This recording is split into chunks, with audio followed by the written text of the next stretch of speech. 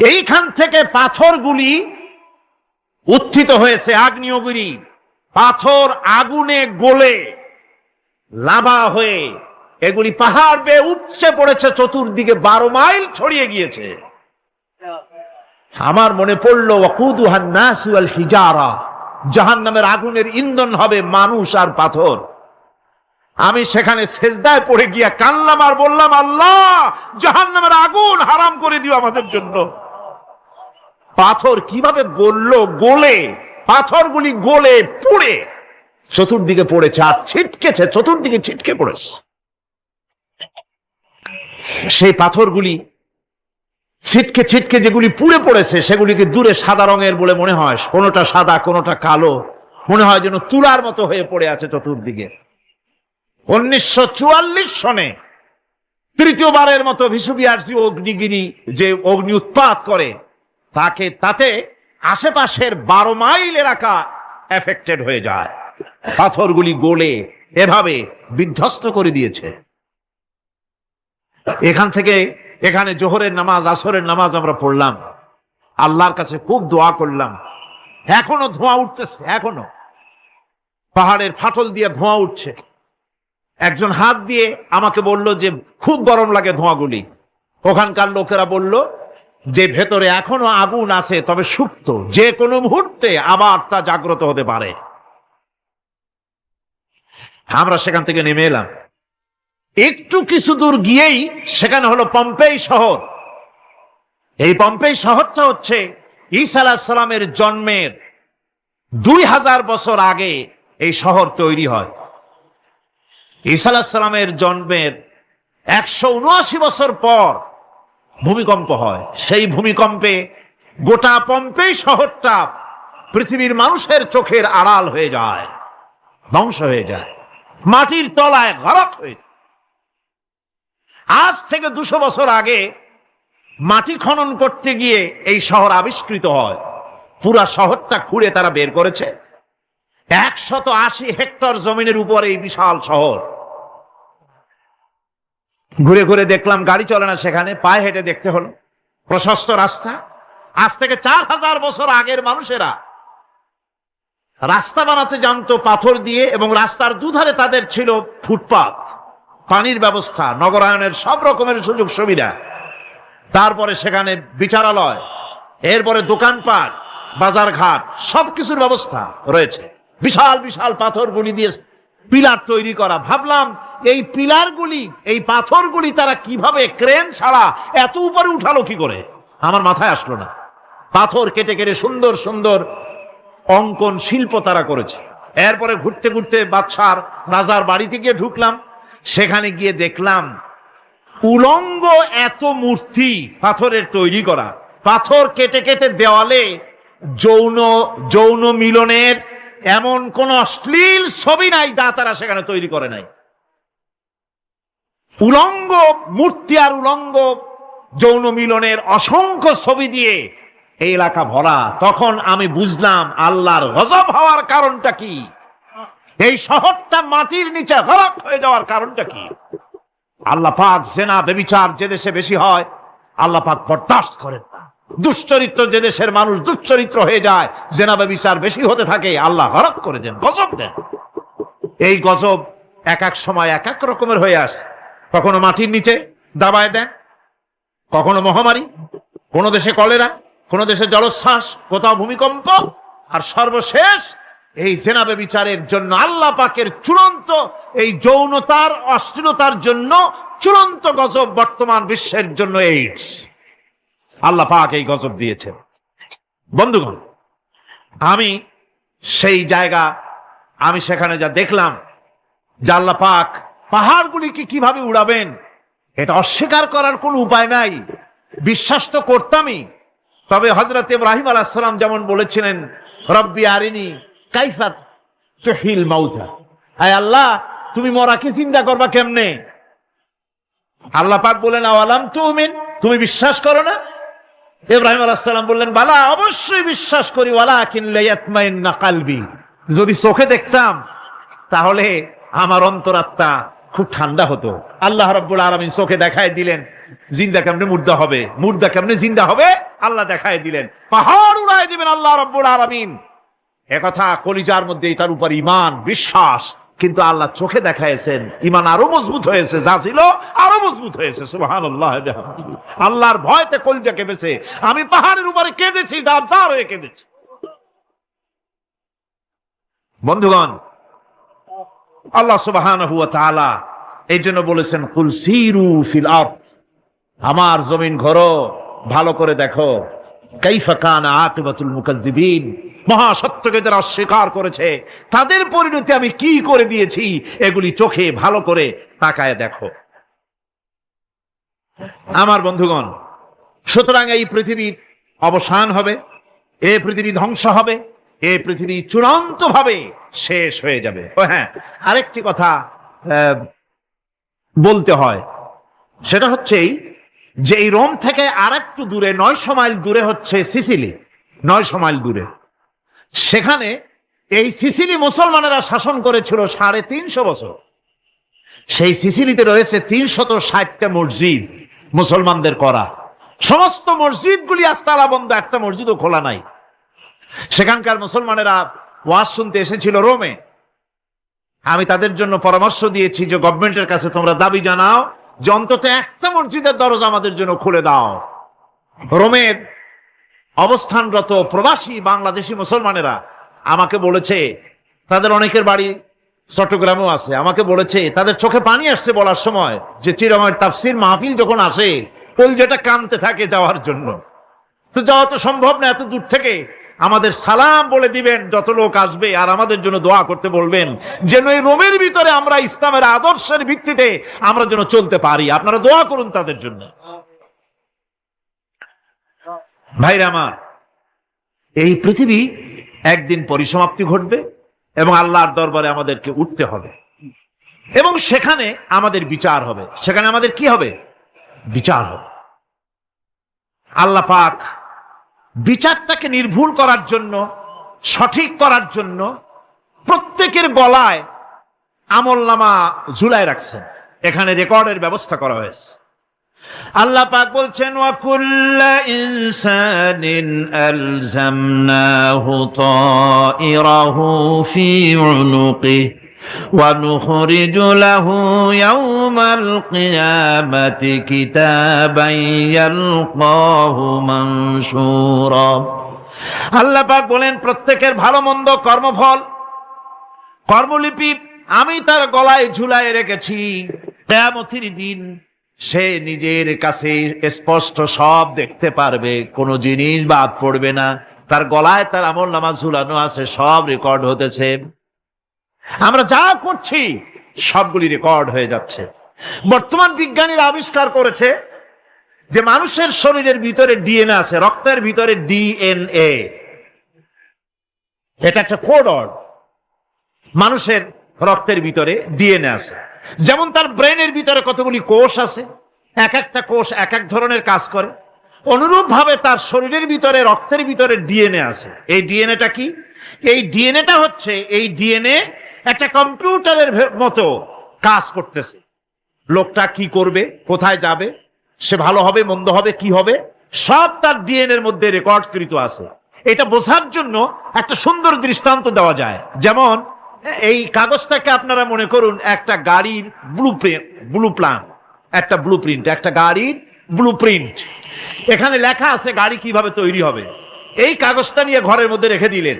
এখন এই কাগজটা থেকেই অটোমেটিক গাড়ির উইন্ডো তৈরি হলো, শিল তৈরি হলো, গাড়ির বডি তৈরি হলো, চেসিস তৈরি হলো, টায়ার তৈরি হলো, ইঞ্জিন তৈরি হলো, ব্যাটারি তৈরি হলো, পেট্রোল নিল, আর কোন রকমের ড্রাইভার ছাড়াই গাড়ি চলতে আরম্ভ করলো। এই কথাটা যদি মনের মাথার মধ্যে আনতে পারেন যে এটা কিভাবে হইতে পারে, এতে লেখা অনুযায়ী যেভাবে হওয়া যদি সম্ভব হয়, অনুরূপ ভাবে মানুষের রক্তের ভিতরে ডিএনএ এরা আবিষ্কার করেছে। এর ভিতরে মানুষের ভালো মন্দ, কোথায় যাবে কি করবে, সবকিছু এর মধ্যে রয়েছে। কোরআনে কারিমে আল্লাহ রাব্বুল আলামিন, আমি গত বছরও বলছিলাম যে বিজ্ঞানের আবিষ্কার যত বাড়বে কোরআন বোঝা মানুষের জন্য তত সহজ হবে। কোন সুবহানাল্লাহ। কোরআনই খামসায় ধরেছে। খুব মজবুত করে ধরেছে 2 মুঠ পানি। বলেন থাকবে কতটুকু? কতটুকু থাকবে? 1 ফোঁটাও থাকবে না।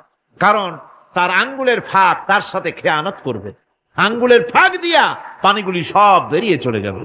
সুতরাং দুনিয়া যারা চায় তারা ঠিক পানি খামসায় ধরলে পানি যেমন হাতের ভেতর থেকে খেয়ানত করে চলে যায়, যারা দুনিয়া চায় দুনিয়াও তাদেরকে এভাবে ফাঁকি দিয়ে চলে যায়।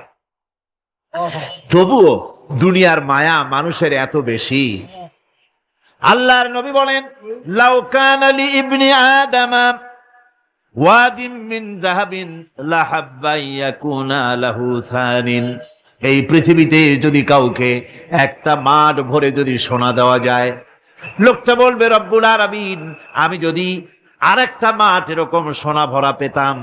দ্বিতীয় আরেকটা মাঠ দেওয়া হলে আবার বলবে যদি তৃতীয় আরেকটা মাঠ সোনা ভরে যদি পেতাম। নবীজি বলেন, ওয়ালা ইয়ামলাউ জাওফু ইবনু আদামা ইল্লা তুরাব। মানুষের পেট 3.5 হাত মাটি ছাড়া, কবরের মাটি ছাড়া মানুষের পেট ভরবে না। আরো চাই, আরো চাই, চাওয়ার কোনো শেষ নাই। মানুষ এভাবে করে দুনিয়ার মহব্বতে এমনি পাগল হয়ে যায়, শুধু দুনিয়ার মহব্বত, পরকালকে বেমালুম ভুলে যায়। আমি কিন্তু এই কথা বুঝাতে চাই নাই যে পরকালের মহব্বতে, পরকালের ভয়তে বা পরকালের জন্য দুনিয়া আপনি বাজার ঘাট, বেচা কিনা, ব্যবসা বাণিজ্য সবকিছু ভুলে যান, না তা নয়। ভুল বোঝার কোনো কারণ নাই। পরকালকে অগ্রাধিকার দিতে হবে, মানে দুনিয়াটা চিরস্থায়ী জায়গা নয়। চিরস্থায়ী হচ্ছে কোনটা? আখিরাত। চিল্লা এখন কোনটা? সুতরাং এখানে যা করতে হবে, আখিরাতে জবাবদিহিমূলক জীবন যাপন করতে হবে। আপনি ব্যবসা করবেন, ওজনে কম দিতে পারবেন না। আপনি খাদ্যে ভেজাল দিতে পারবেন না, চুরি করতে পারবেন না, ডাকাতি করতে পারবেন না, জেনা করতে পারবেন না, বদমাশি করতে পারবেন না, মদ খেতে পারবেন না, সন্ত্রাসী হতে পারবেন না, হাইজাকার হতে পারবেন না, চাঁদাবাজ হতে পারবেন না, মুনাফাখোর হতে পারবেন না, আপনি চোরা কারবারি হতে পারবেন না, ঘুষখোর হতে পারবেন না, সুদখোর হতে পারবেন না। এই সব কাজ পরকালকে বিশ্বাস করলেই এ সমস্ত কাজ থেকে মানুষ বিরত থাকতে পারে। কথা ঠিক কিনা? এটাই হচ্ছে পথ। সুতরাং এই পৃথিবী থাকবে না। এটা কি চিরকাল থাকবে? না, এর একটা পরিসমাপ্তি ঘটবে। যেমন করে সারা বছর লেখাপড়া করার পর কলেজে, বিশ্ববিদ্যালয়, মাদ্রাসায়, হাই স্কুলে, সব জায়গায় সারা বছর লেখাপড়া করার পর যেমন পরীক্ষা দেওয়ার একটা দিন আসে, সারা বছর ব্যবসা করার পর হিসাব নিকাশ করার যেমন একটা সময় আসে, সারা মাস চাকরি করার পর বেতন পাওয়ার যেমন একটা দিন আসে, সারা জীবন চাকরি করার পর পেনশন পাওয়ার যেমন একটা সময় আসে, অনুরূপ ভাবে এই দুনিয়া যেদিন শেষ হয়ে যাবে, আল্লাহ নির্ধারিত সময় শেষ হয়ে যাওয়ার পর একটা সময় আসবে যখন আল্লাহ রব্বুল আলামিন সব শেষ করে দিবেন, লন্ডভন্ড হয়ে যাবে, কিছুই থাকবে না। কোরআনে কারিমে আল্লাহ সব বলেছেন, কোরআনে সব আল্লাহ বলে দিয়েছেন। আল্লাহ পাক বলেন এই পৃথিবীর সব কেমন ভাবে ধ্বংস হবে তার চিত্র আল্লাহ পাক কোরআনে কারিমে তুলে ধরেছেন। ইযাস সামাউ ফাতারাত ওয়া ইযাল কাওয়াকিবু তাসারাত ওয়া ইযাল বিহারু ফুজ্জিরাত ওয়া ইযাল কুবুরু বু'সিরাত। যখন আকাশসমূহ দীর্ণ বিদীর্ণ হয়ে যাবে, তারকাগুলি বিক্ষিপ্ত হয়ে ছিটকে পড়বে, আর সমুদ্রগুলি উচ্ছ্বসিত হয়ে পড়বে, কবরগুলি সব তার ভেতরে যা আছে উদ্গীরণ করে দেবে, তারকাগুলি স্থিমিত হয়ে যাবে। এরপরে সমস্ত আকাশগুলি সিজিল্লিল কুতুব, কিতাবের পৃষ্ঠার মতো একটার পরে একটা ঠাস ঠাস করে পড়তে থাকবে, চূর্ণ বিচূর্ণ হয়ে ভেঙে চুরে একাকার হয়ে যাবে। পাহাড়গুলিকে উড়িয়ে দেওয়া হবে, চন্দ্র এবং সূর্য একাকার হয়ে যাবে। আল্লাহ রাব্বুল আলামিন বলেন, ফাইদা বারিকাল বাসার ওয়া খাসাফাল কমার ওয়া জুমিআশ শামসু ওয়াল কমর। চক্ষু যখন বিস্ফারিত হয়ে যাবে, চাঁদ যখন তার আলো হারিয়ে ফেলবে, সূর্য যখন তার আলো হারিয়ে ফেলবে, চাঁদ আর সূর্য সব একাকার হয়ে যাবে, সেই সময়ের অবস্থাটা কি চিন্তা করো। মানুষ হয়রান হয়ে দৌড়াদৌড়ি করবে, ওয়াহুমিলাতিল আরদু ওয়াল জিবালু ফাদুক্কাতা দাক্কাতান ওয়াহিদা। জমিন এবং পাহাড়গুলির মধ্যে আল্লাহ রাব্বুল আলামিন সংঘর্ষ বাঁধিয়ে দিবেন। পাহাড়গুলি ভেঙে চুরে টুকরা টুকরা হয়ে যাবে। পাহাড়গুলি উঁচু করে জমিনের উপরে আছাড় মেরে আল্লাহ রাব্বুল আলামিন ভেঙে চুরে চুরমার করে দিবেন। সুবহানাল্লাহ। ওয়াতাকুনুল জিবালু কালইনিল মানফুস, পাহাড়গুলো পেঁজা ধোনা তুলার মতো করে উড়িয়ে দেওয়া হবে। পাহাড় উড়ে যাবে। সুবহানাল্লাহ পড়ো।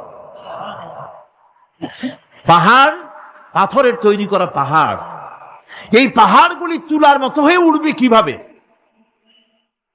আমি এই দৃশ্য নিজের চোখে কিছুটা হলেও দেখছি। আজ থেকে 10 দিন আগে আমি ইতালি সফর করে এসেছি। ইতালির রাজধানী রোম। রোম প্রাচীন সভ্যতার লালন ভূমি। কোরআনে কারিমে সূরায়ে রোম রয়েছে। এই রোম সেই রোম। এখানের বাদশার কাছে রাসূল করিম সাল্লাল্লাহু আলাইহি সাল্লাম হেরাক্লিয়াসের কাছে চিঠি পাঠিয়েছিলেন। সেই রোম 12 থেকে 15,000-এর মতো বাংলাদেশি মুসলমান সেখানে আছে। জুমার দিন, যেদিন আমি গেলাম তার পরের দিনই জুমা ছিল। জুমার নামাজ পড়লাম ভ্যাটিকানের কাছেই বিশাল মসজিদ, ইউরোপের ভিতরে সবচাইতে বড় মসজিদ এটা। রোম ইসলামের দুশমনদের রাজধানী। সেইখানে যখন আজান হচ্ছে আশহাদু আন্না মুহাম্মাদার রাসূলুল্লাহ, আমার অনুভূতির কথা আপনাদেরকে বোঝাতে পারবো না, কি অনুভূতির সৃষ্টি হয়েছে আমার ভেতরে। ভ্যাটিকানের পোপ এক পাশে, কিছু দূরেই ভ্যাটিকান। ওটা হচ্ছে গোটা পৃথিবীর সমস্ত খ্রিস্টানদের কাবা, ভ্যাটিকান। তার পাশেই বিশাল মসজিদ। সেখানে নামাজ পড়লাম। চিন্তার ভেতরে আসলো আল্লাহ রাব্বুল আলামিন তার হাবিবের নাম, তার তাওহীদ, তার রিসালাতকে কিভাবে বিশ্বময় ছড়িয়ে দিলেন। আবু জাহেল চাইছিল মুহাম্মদ সাল্লাল্লাহু আলাইহি ওয়াসাল্লামকে স্তব্ধ করে দেবে মক্কার জীবনেই। কত বদনাম, সাহের, কাহেন, কাযযাব, শায়ের, নাউযুবিল্লাহি মিন যালিক, কত গালাগালি করলো। আর আল্লাহ শুনালেন, হাবিব চিন্তার কোনো কারণ নাই, ওয়ারাফা'না লাকা যিকরাক, আমি আপনার প্রশংসা বিশ্বময় ছড়িয়ে দেব। সুবহানাল্লাহি ওয়া বিহামদিহি। রোম প্রোগ্রাম শেষ করে আমাকে তারা নিয়ে গেল, যেটা আমি বলছি সফর কাহিনী শোনাবার সময়টা না, যেহেতু এর সঙ্গে প্রাসঙ্গিক সেজন্য বলছি। পাহাড় কেমনে তুলার মতো হয়ে উড়বে তার নজির দেখেছি। রোম শহর থেকে 300 মাইল দূরে, 300 কিলোমিটার দূরে নেপোলিয়ান বোনাপার্ট তার বাড়ি, এবং ওটা তার নামে একটা প্রভিন্স। ভূমধ্য সাগরের পারে ভিসুভিয়াস, পৃথিবীর সবচাইতে বড় আগ্নেয়গিরি। সেটা দেখাতে নিয়ে যাওয়া হলো আমাকে। যে পাহাড়টা পৃথিবীর মাটি থেকে তার চূড়া হচ্ছে 3 মাইল উঁচু। এর 2 মাইল গাড়িতে করে ঘুরে ঘুরে যাওয়া যায়, এরপর আর গাড়িতে যাওয়া যায় না, বাকিটুকুন যেতে হবে হেঁটে হেঁটে। পাহাড়ের উপরে অক্সিজেন কম, বেশ কষ্ট হচ্ছিল উঠতে। জীবনে প্রথম পাহাড়ে চড়েছি, জাবালে নূর, রাসূল করিম সাল্লাল্লাহু আলাইহি সাল্লামের উপরে যেখানে ওহী হয়েছিল সর্বপ্রথম। পাহাড় চড়ার একটা অভিজ্ঞতা ওখান থেকে আমার কিছুটা হয়েছিল। খুব কষ্ট হলো বাকি 1 মাইল উঠতে। যখন ভিসুভিয়াসের একদম শীর্ষে চলে গেছি, সেখানে গিয়ে আমার সাথে 15-20 জন লোক ছিল। আমি নিজেই আল্লাহু আকবার বলে আমার গলা থেকে আওয়াজ বেরিয়ে গেল। আমি দেখতে পেলাম ভিসুভিয়াসের শীর্ষে বিশাল গর্ত। আমার মনে হয় গর্তটা এই মাঠের 1/4 হবে। এই মাঠের 1/4 হবে গর্তটা। সেই গর্তটার গভীরতা হচ্ছে 1.5 কিলোমিটার।